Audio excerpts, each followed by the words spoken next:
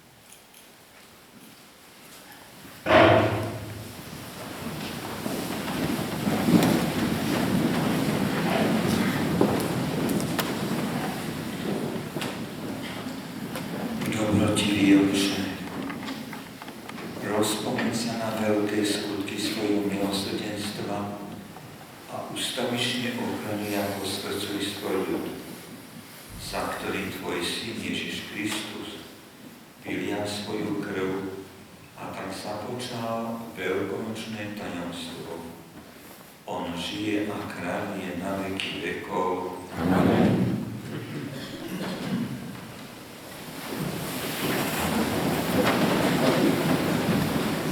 Čítanie z knihy proroka Izajáša. Boh hovorí: Hľa, môj služobník bude úspešný, bude povýšený, vyzdvihnutý a veľmi slávny. Ako sa mnohí nad ním srozili, lebo bol zohavený, že sa výzorom nepodobá človeku a vzhľadom sa neponáša na ľudí. tak rozoženie mnohé národy. Králi pred ním zatvoria ústa, lebo uvidia, o čom sa im nevravelo, a spoznajú, čo nikdy nepočuli.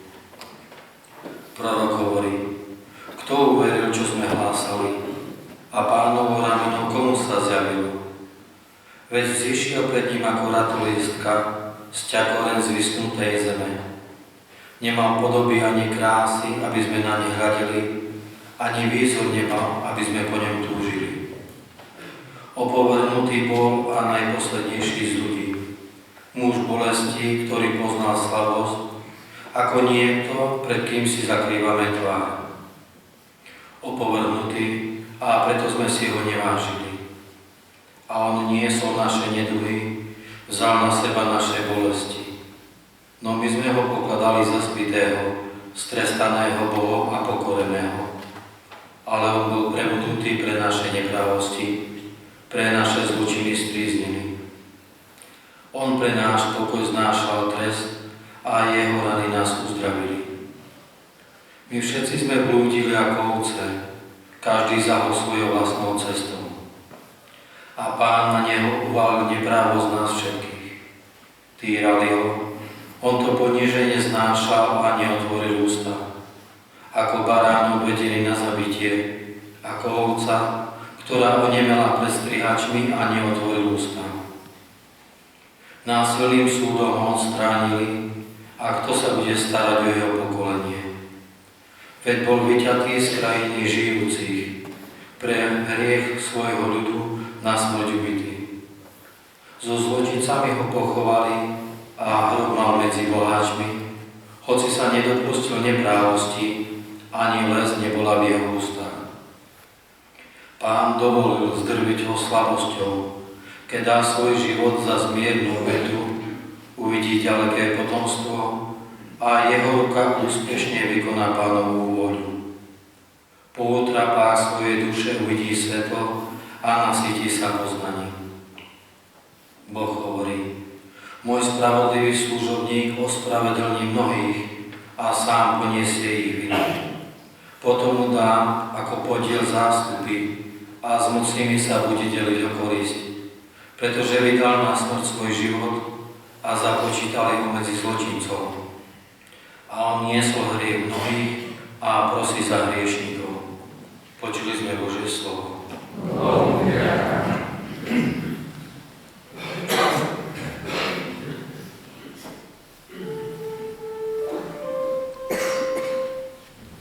Otče, do tvojich rúk porúčam svojho ducha.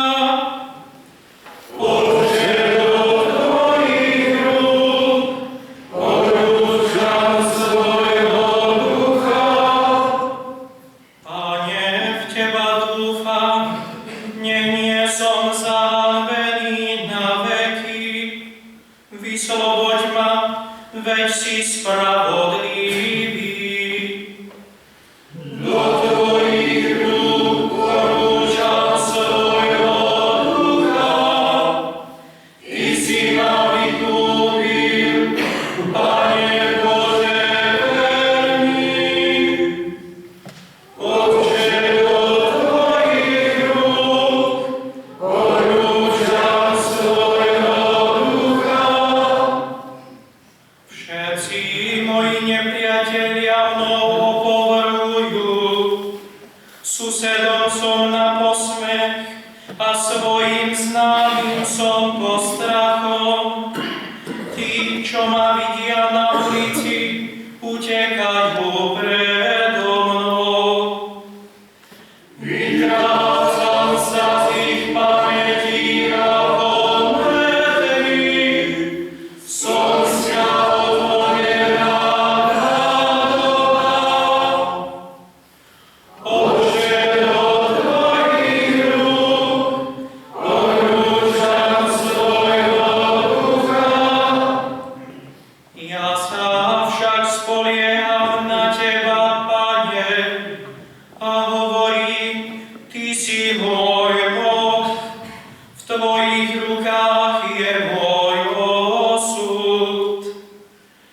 Vytrhni ma z rúk mojich nepriateľov.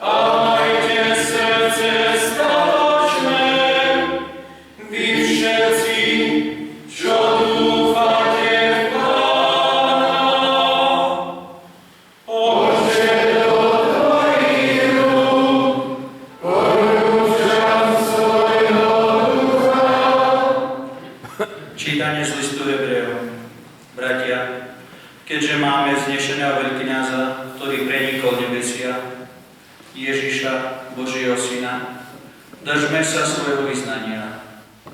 Veď nemáme veľkňaza, ktorý by nemohol cítiť s našimi slabosťami. Veď bol podobne skúšaný vo všetkom okrem hriechu. Pristupujme teda s dôverou k trónu milosti, aby sme dosiahli milosrdenstvo a našli milosť a pomoc v pravom čase. Kristus v dňoch svojho pozemského života so silným výkrikom a so slzami prednášal prosby a modlitby tomu, ktorý ho mohol zachrániť od smrti a bol vyslyšaný pre svoju bohabojnosť. A hoci bol synom, z toho, čo vytrpel, naučil sa poslušnosti a keď dosiahol dokonalosť, stal sa pôvodcom večnej spásy pre všetkých, ktorí ho poslúchajú. Počuli sme Božie slovo. Sláva ti a chvála Ježišu Kriste. Sláva ti a chvála Ježišu Kriste. Kristus sa stal pre nás poslušným až na smrť na kríži.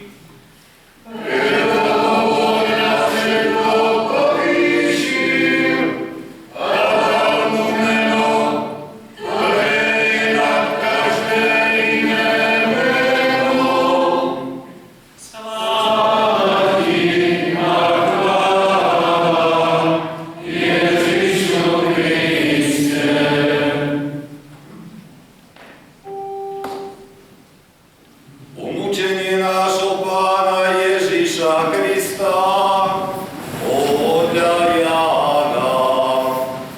Ježiš vyšiel so svojimi učeníkmi za potok Cedron. Tam bola záhrada. Vošiel do nej on i jeho učeníci. O tom mieste vedel aj jeho zradca Judáš, lebo Ježiš sa tam často schádzal so svojimi učeníkmi. Judáš vzal kortu a slovo dve kňazov a farizejov a prišiel tam s lampášmi, fakľami a zbraňami.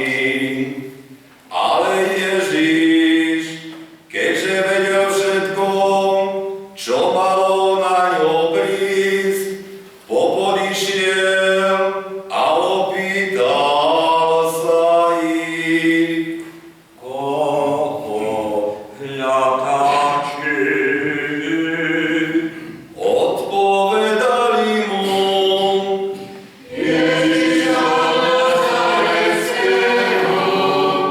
povedal im, ja som. Bol s ním aj zradca Judáš. Ako im povedal, ja som, cúli a popadali na zem. Znova sa ich teda opýtal, koho hľadáte? Oni povedali, Ježiša Nazareckého. Ježiš odvetil, povedal som vám, ja som. Keď teda mňa hľadáte, týchto nechajte odísť. Tak sa malo naplniť slovo, ktoré povedal, z tých, ktorých si mi dal, nestratil som ani jedného. Šimon Peter mal meč, vytasil ho, zas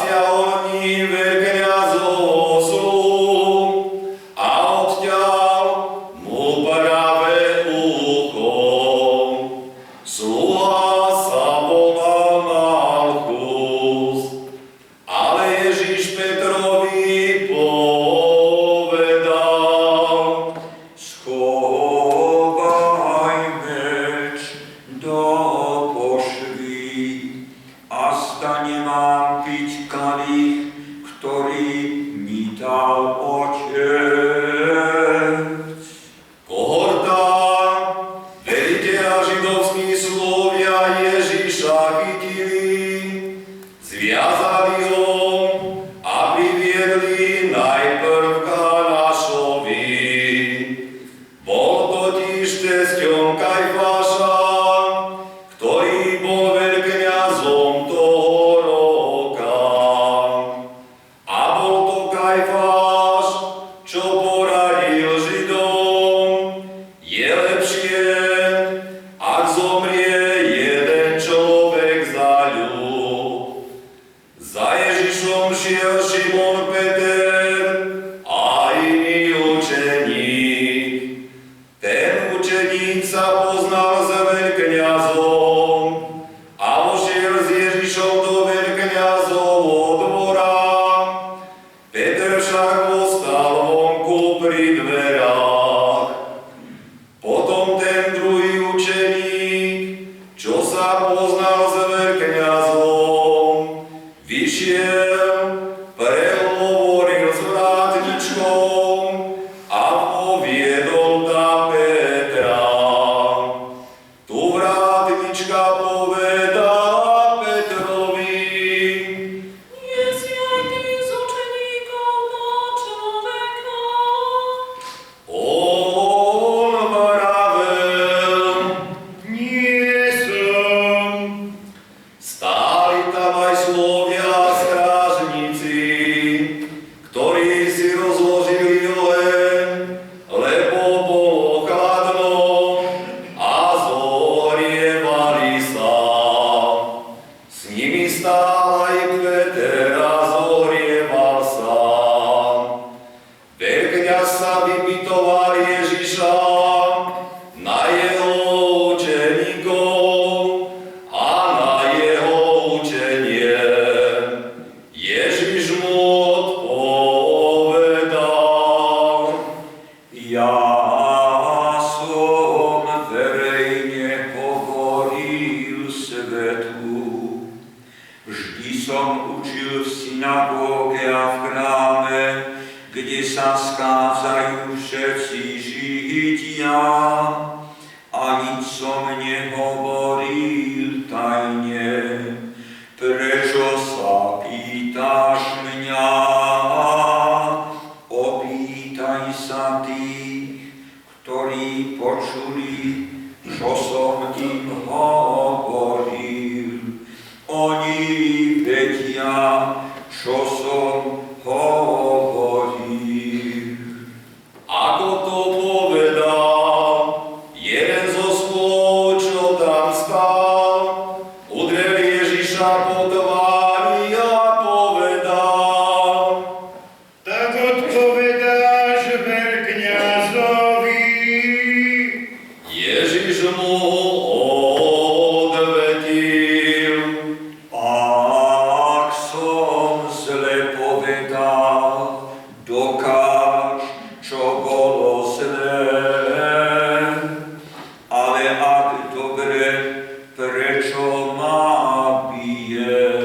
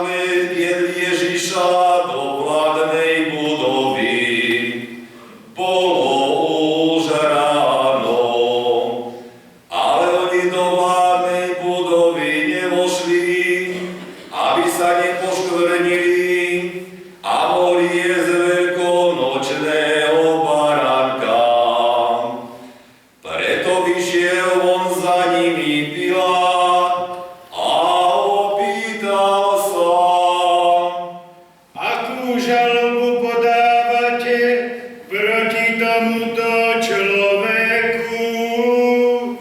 Odpovedali mu: Keby tento nebol zločinec, neboli by sme ti ho vydali.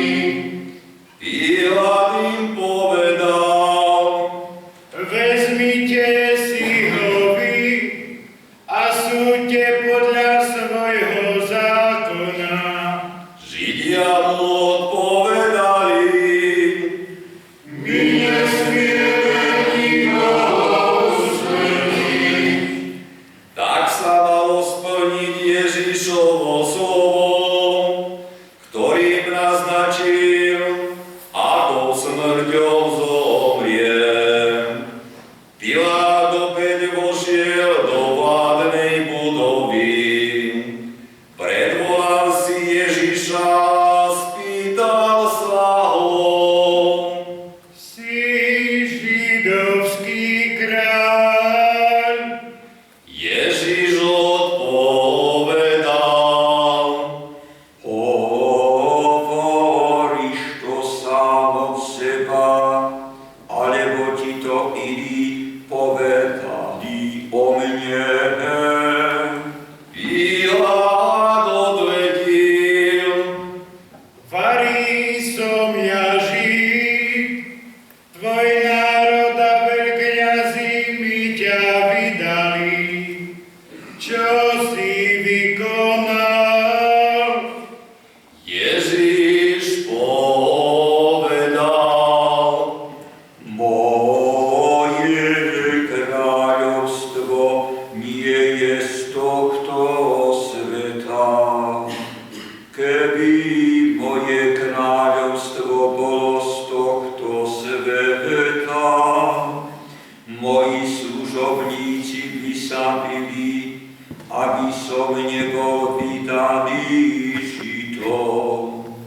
Lenže moje kráľovstvo nie je stádiaľto. Pilát mu povedal: Tak predsa si kráľ. Ježiš odpovedal: Sám hovoríš, že som kráľ. Ja som sa na to narodil a na to som prišiel na svet, aby som vydal svedectvo o pravde.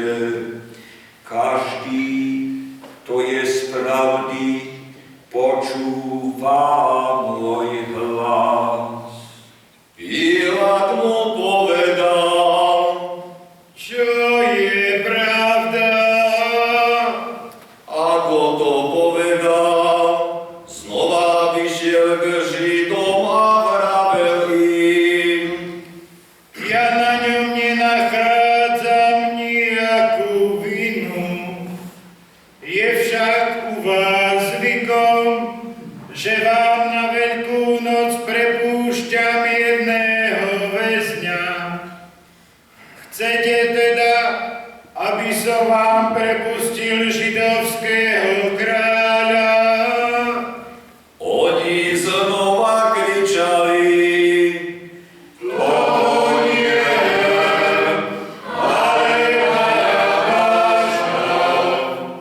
A Barabáš bol zbojník. Vtedy Pilát Ježiša vzal a dal ho zbičovať. Vojaci uplietli z trňa korunu, položili mu ju na hlavu a odeli ho do purpúrového plášťa. Prichádzali k nemu a hovorili: Buď pozdravený, židovský kráľ, a bili ho po tvári. Pilát znova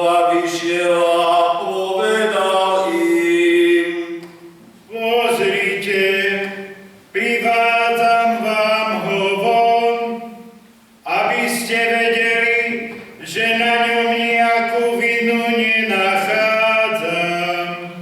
Ježíš vyšiel s trňovou korunou a v purpurovom plášti. Pilát im povedal: Hľa, človek. len čo zazreli veľkňazi a ich sluhovia, kričali: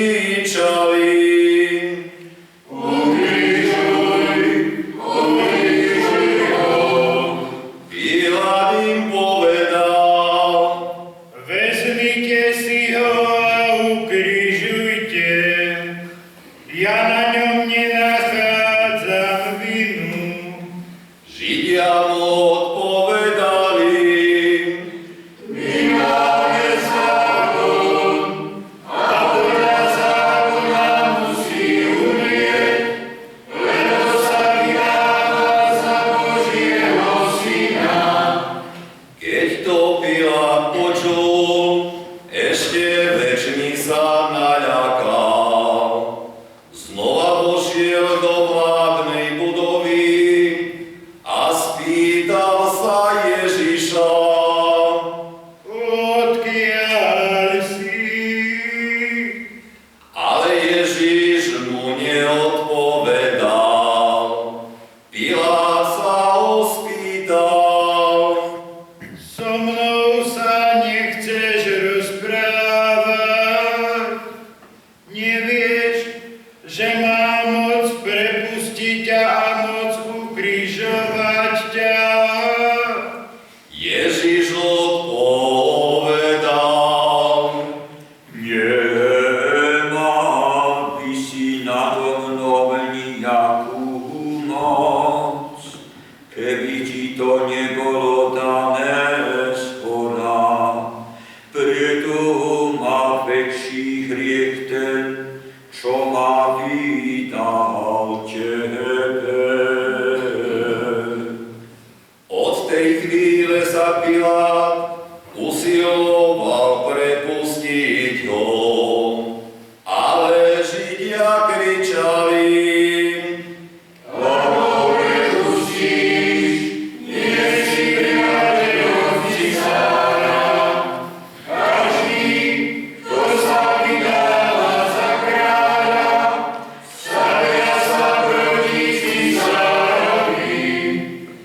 Keď to Pilát počul tieto slova, vyviedol Ježiša von a sadol si na súdnu stolicu na mieste zvanom Litostrotu